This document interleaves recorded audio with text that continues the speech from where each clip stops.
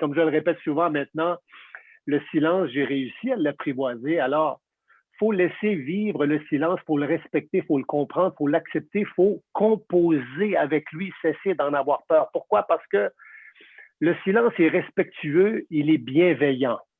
Dans le fond, c'est un allié, méconnu peut-être, mais un allié qui mérite d'être apprivoisé. Alors, le silence, définition, silentium, absence de bruit, absence d'agitation, le fait de ne pas parler, état d'une personne qui ne s'exprime pas. Mais attention, c'est aussi une action. L'action de se taire, l'action de ne rien dire. Donc, on peut commander le silence, on peut le proposer, le programmer, le suggérer. C'est une absence de bruit parce qu'une absence de bruit, c'est aussi une action. Alors, il ne faut pas s'imaginer que le silence arrive comme ça, tout seul. Oui, parfois, il est là, seul. Il est bienveillant, il nous attend. Et on ne lui fait pas une grande place très souvent. Mais c'est aussi une action. Donc, on peut être proactif et aller chercher et commander le silence. Il y a toutes sortes de silences. Le silence magique, quand il provoque un déclic chez l'autre. Le silence peut être magique. Il peut être intérieur. On brûle du désir de parler. Donc, apprendre à dompter sa petite voix qui veut tout le temps couper, intervenir. On se calme.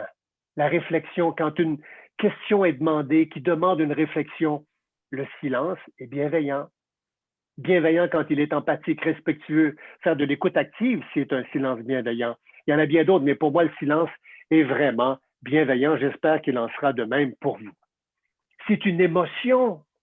Quel enseignement que le silence. Alors, le silence est souhaité, il est une émotion, un étonnement, un inconfort. Bref, le silence parle. C'est fou, hein? Mais le silence parle. Le silence est révélateur. Le silence parle. Il nous informe de la qualité que l'on entretient avec le mentoré. C'est drôle à dire, mais le silence est une technique de communication et probablement une des plus perfectionnées de l'art de la conversation. Vous allez me dire, c'est contradictoire? Non, c'est pas contradictoire parce que dans la relation mentor-mentoré, le silence est associé directement à la présence. Il est le signe de l'accueil, de la reconnaissance, du respect manifesté vis-à-vis l'autre. Alors, le mentor, vous le savez, doit écouter 75% du temps lors des dialogues, peut-être 80, peut-être 70%, dépendamment des gens. Bon. Alors, il doit faire parler son invité, son mentoré, développer son écoute active. Donc, nous faisons le vœu de silence et dans notre façon d'écouter l'autre, de prendre le temps d'arrêt qu'il faut, de saisir le silence à l'occasion et de le faire parler. Alors, il y a quelque chose de précieux, de respectueux, de bienveillant dans ce silence-là. Alors, quels sont les bienfaits du silence, justement? Le vide que provoque le silence, ça fait quoi? Ça crée de l'espace. Et ça permet à son mentoré de réfléchir, de reprendre son souffle, de formuler, de reformuler des solutions, de prendre du recul. C'est sûr que vous l'avez expérimenté. Ah, c'est à l'intérieur de ce vide que je qualifie le vide d'accueillant que le mentoré peut se chercher, se développer pour mieux s'épanouir, mener à bien ses projets, découvrir lui-même ses pistes de solutions. Il n'est pas nécessaire de toujours meubler l'espace par des paroles. Les silences font souvent œuvre utile, très utile. Et pendant que le mentor fait taire son besoin d'analyser, de répondre, de trouver des pistes de solutions, ce qu'il ne faut jamais faire, vous le savez, le mentoré, lui, occupe l'espace, s'ouvre davantage. Mais attention, le silence doit être accompagné d'une posture, d'une gestuelle du mentor, une posture pour le rassurer. Hein? Une courte intervention du regard, une petite approbation, un regard positif, compréhensif, un petit geste qui dit tout. Et si jamais le silence s'installe pendant quelques secondes de grâce, ne vous précipitez surtout pas pour le rompre. Offrez-vous 1 à 2 silences par diade et vous verrez les bienfaits qu'il provoque. Vous m'en reparlerez. Alors, comment faire silence maintenant? Vous avez le droit de me demander ça ce matin, mais encore faut-il savoir se taire. Moi qui ai une grande gueule, encore faut-il savoir écouter. Il faut parfois s'armer de patience pour accéder aux bienfaits du silence. Quand je suis arrivé comme mentor, il a fallu que je ferme ma trappe. Il a fallu que j'écoute davantage et ça a été bienfaiteur pour moi. Ça a été formidable. Écouter l'autre peut parler et surtout ne pas agir et donner des solutions. J'étais habitué de dire, ben voici ce que je te suggère, voici la stratégie, voici le plan de communication, voici ce qu'on va dire. Là, c'était final. Les mentors, le rôle de mentor m'a appris énormément et ça m'a amené dans mes plus grands retranchements. Au début, j'avais tellement de mal à écouter et à ne pas suggérer des solutions. Alors, le premier réflexe, évidemment, qu'on a vis-à-vis du silence, c'est de le meubler, de combler le vide. On dirait qu'on a peur des silences. En conclusion, cher mentor, je vous dirais que l'usage du silence permet d'améliorer la qualité de la relation que l'on a avec soi-même, par conséquent avec autrui. Le silence est encore plus percutant que les mots, alors vous comprendrez qu'il ne faut pas en abuser, mais en l'apprivoisant, vous constaterez que le silence est puissant, il est fascinant, surtout bienveillant.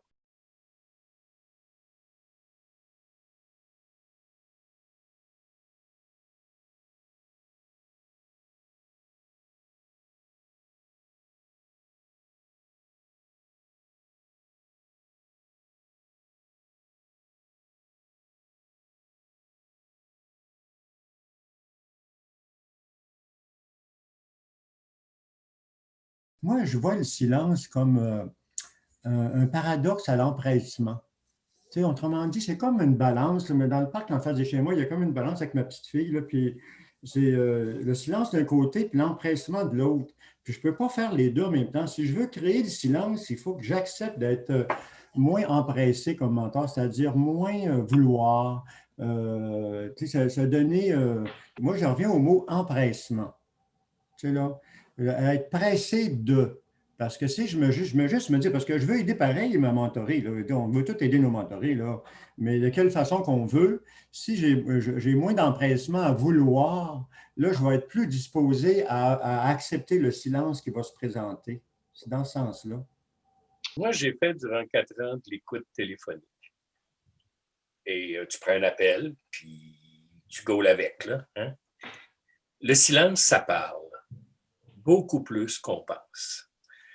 Et c'est peut-être le premier élément qu'on ne doit pas ignorer. Puis il n'y a pas juste le silence, il y a les mouvements de regard, il y a la posture de la personne, et c'est par là qu'on peut relancer. Sentir si la question qu'on a posée ou ce qu'on a soulevé, ça fait avancer la personne. Il ne faut jamais oublier non plus que le silence il est au niveau de l'émotion. Et là, je ne parle pas de... Moi, je fais une différence entre hésitation et silence. L'hésitation, c'est qu'on a posé une question, la personne va essayer de reformuler, de trouver les bons mots, etc. Ça, pour moi, c'est de l'hésitation. Mais le silence, c'est quand il y a comme une pause, puis la personne hésite, puis la personne vit quelque chose. Et souvent, l'erreur qu'on va faire, moi le premier, c'est qu'on va revenir avec une question très rationnelle. Alors qu'il faut peut-être revenir sur ce qui se passe là, sur ce qu'elle ressent par rapport à telle ou telle situation, et c'est par là qu'on peut aller plus loin. Moi, si un mentoré est parti dans un discours, j'ai l'impression, très rationnel qui mène nulle part, ben des fois, j'arrête. 30 secondes. Le temps d'y dire, est-ce que j'ai bien compris? Là? Je fais une pause. Je brise quelque chose parce que je pense que ça mène nulle part. Essayer de convaincre dans un discours rationnel. Alors qu'au fond, il faudrait être dans une lecture intime de la personne qui est devant nous, de comment elle réagit, des mouvements d'yeux, des silences, des hésitations, comment elle se brasse. Puis c'est à partir de là qu'on peut l'aider. Parce que là, si on se rend compte que, oups, on a comme peut-être en questionnant touché à quelque chose, ben on peut y revenir. En réaction à ce que Robert disait, il parlait de l'hésitation tantôt, quand notre mentoré hésite, des fois, on lui demande quelque chose puis il hésite. Le piège, en tout cas, dans lequel moi je tombe souvent, c'est quand je vois qu'il hésite, ça pourrait être un silence bénéfique. Dans le fond, on le laisse hésiter, puis on le laisse penser. Mais moi, souvent, je vais être porté à reformuler ma question. C'est-à-dire, ouais, je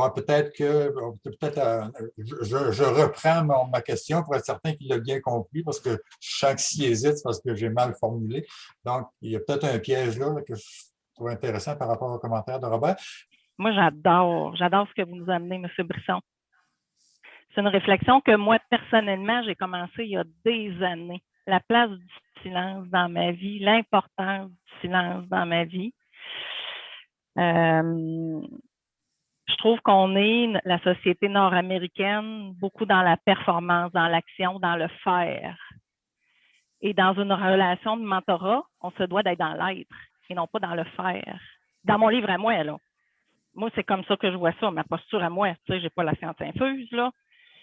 Donc, dans l'être, le silence, dans mon idée à moi, est partie prenante de l'être.